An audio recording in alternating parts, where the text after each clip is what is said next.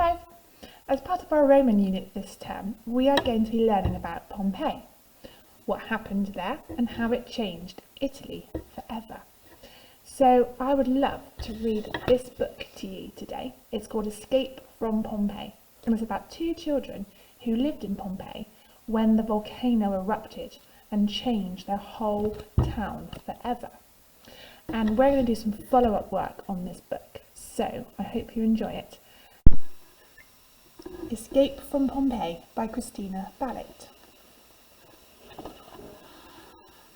On a hillside overlooking the sparkly Bay of Naples, the Roman city of Pompeii glimmered in the sunlight. From his window, young Tranio listened to the noise humming from bars, taverns and shops around him, and to the busy tradesmen haggling in the streets below. Beyond the massive city walls he could see Pompeii's greatest protector looking in the distance. They called it Vesuvius, the gentle mountain. Could anyone feel safer than here, Tranio wondered? Was anything more beautiful?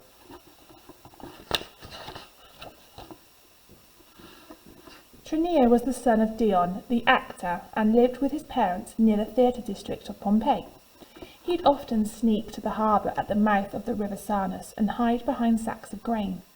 There he'd watch pots of wine, oil and spices being carried to and from the shops, or fishermen unloading their rich catches. Sometimes Tranio went to the forum to watch the politicians make their speeches, the stallholders argue, and listen to the poets sing.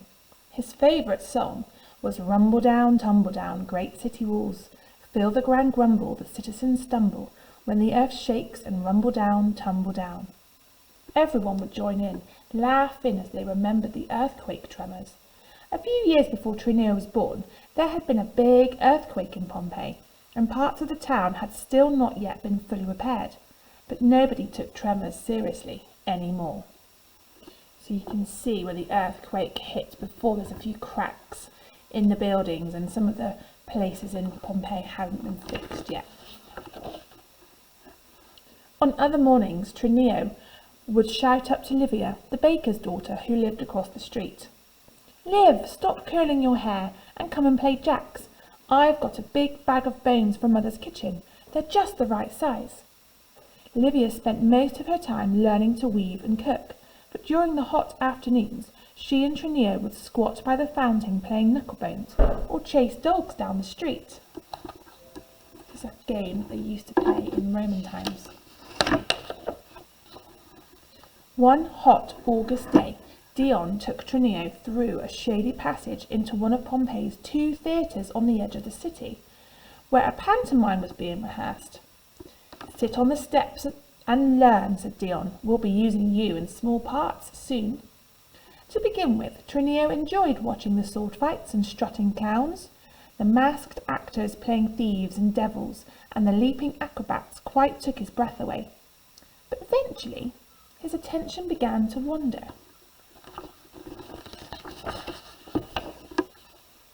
Then something happened. The stone steps creaked, the flaps began to rattle, and the building quivered.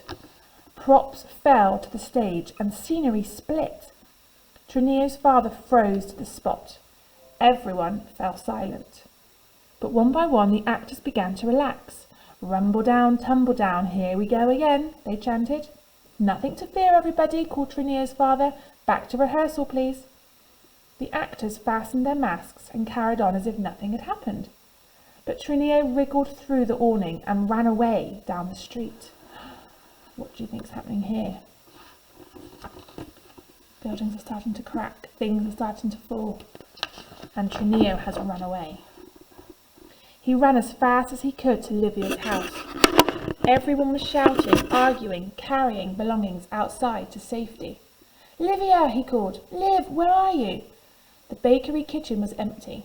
Loaves lay scattered on the floor. The oven blazed, and the small donkey turning the cornmeal brayed and jumped nervously against the chain. "Tranio!"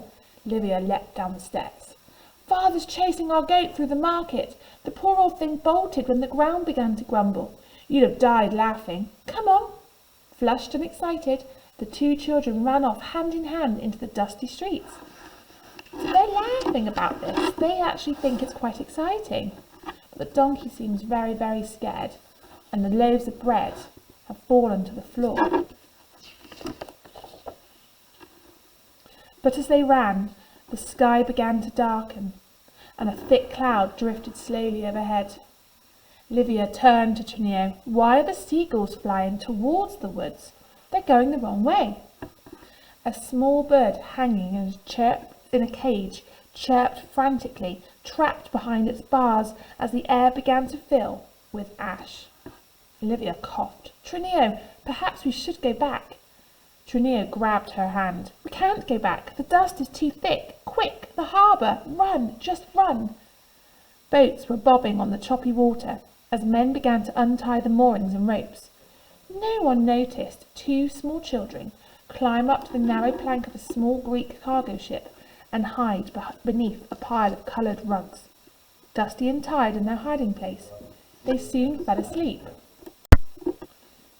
So the dust is beginning to get very, very thick now. People are panicking and trying to flee. They're carrying their possessions and running towards the sea, hoping to get to a boat and get to safety.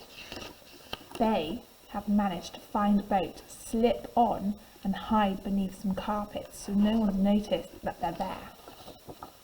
Here they are on the boat, looking at their lovely, lovely home being completely destroyed by this cloud of smoke and ash. But as they slept, the anxious captain untied his boat. He sensed that the winds had changed direction and that the air was uncomfortably hot. The sea began to churn and pull back from the shore. When Tranio and Livia woke and looked out, they were horrified. Pompeii was getting further and further away. The sky was now thick with pumice and black with ash. "Tranio, I can't breathe. In the back of my throat." As she spoke, Livia started to choke. The children could hear dogs barking and people's muffled screams as they ran, gasping for air with rags covering their mouths or pillows over their head, some falling to the grumbling, trembling ground. And then, in one terrible, endless moment, they heard mighty Mount Vesuvius roar.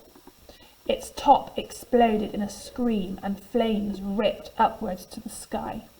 A massive cloud of silver ash rose to the heavens, twisting and bubbling in every direction until everything was in total darkness. Lightning flashed and thunder roared. Streams of molten liquid flowed in fast rivers down the mountain slopes and covered a nearby town. The walls, streets and gardens of their beloved Pompeii disappeared beneath a blanket of ash and stones. Before their very eyes, everything and everyone they had ever loved was destroyed. Tranio and Livia held each other desperately as the streaming lava reached the sea itself. The water began to swell against the sides of the boat as it moved slowly out to safety. They left just in time. Soon the sea sank back from the shore, and even the fishes were stranded there. My goodness me, so look how big Mount Vesuvius is compared to the village below. And this eruption has completely covered the sea and the surrounding village. Many years passed, and the mountain grew cool and still. At first its slopes were burnt and barren, but in time plants began to grow, and the volcanic soil brought forth its riches once more. Most people had forgotten the buried city. An old man and woman stood in the shade of an orange tree, and laid a flower there. Long ago they had been rescued by the kind captain of a Greek cargo ship, and he had raised them as his own. They were Tranio and Livia, saying farewell to those buried under the ash beneath their feet.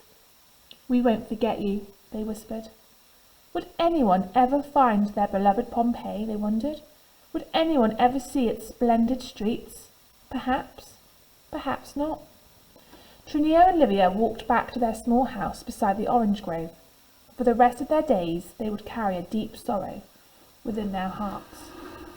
So this is about let's say 60, 70 years later, they've come back to visit their old town. And you can see that Pompeii is now under the ground. All the buildings that once stood, people that once lived, was buried under the pumice and ash and everything that came out of the volcanic eruption. And over the years, that sort of pumice that was erupted and formed onto the land caused all this lovely land to grow. And now it would just look like a field. It would just look like a very grassy area. But actually beneath the surface is a whole town of Pompeii, which has been completely ruined forever. And they were wondering, do you think anyone's ever going to know that this whole town sits under the ground? Well, we do. Archaeologists and historians have discovered the town of Pompeii, and we have been able to find out so much information about the Roman times just from this one town and from that one volcanic eruption. So, I hope that you enjoyed the story, and we're going to explore more about what happened in Pompeii all those years ago. But thank you for listening well, and I hope to see you soon.